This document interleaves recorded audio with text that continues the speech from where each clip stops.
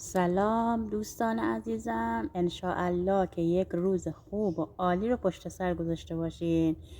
از امروز 9 آذر دوستان نیت کنین، اگر حاجت دارین، اگر مشکل دارین، اگر گرفتارین، از امروز 9 آذر نیت کن تا 13 آذر که وفات خانم المؤمنینه.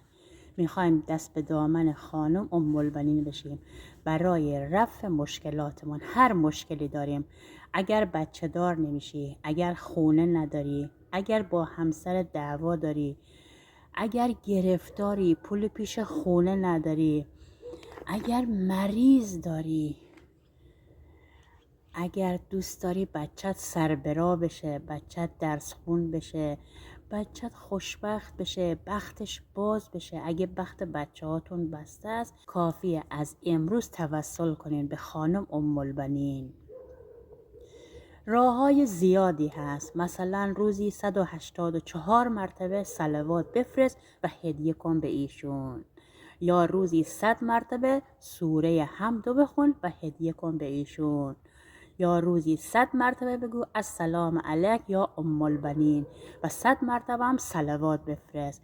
عزیزای دلم، خانم ام البنین حاجت روایی داره، حاجت میده، دلش رعوفه، دلش نازکه، دست خالی از در خونش بری بیرون.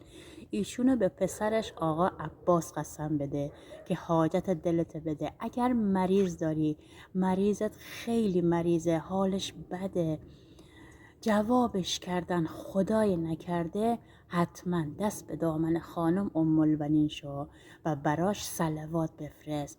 184 مرتبه صلوات خانم ام البنینه به اسم ابجد ایشون. اگر دوست داری مشکلاتت حل بشه، گرفتاریت حل بشه، این چند روزا حتما صلوات بفرست، سوره حمد بخون، سوره توحید بخون، فقط هرچی خوندی هدیه کن به خانم ام البنین. نیت کن از ته دل، با اشک، با غم، با غصه، گرفتاری تو بگو، مشکلات تو بگو باهاش. سوره حمدو بخون 100 مرتبه، 5 مرتبه، 20 مرتبه، صلوات بفرست. صلوات خیلی خوبه دوستان عزیزم، صلوات بفرست، انشاءالله که حاجت روا میشی. خانم ام البنین حاجت دلت میده.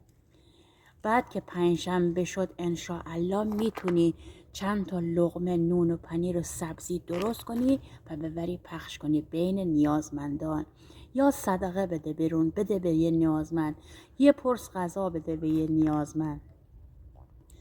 بعد نمک، نظر نمک هم خیلی خوبه واسه ام البنین. حتما 5 تا دونه نمک بگیر، نظر کن و هدیه کن به خانم ام البنین.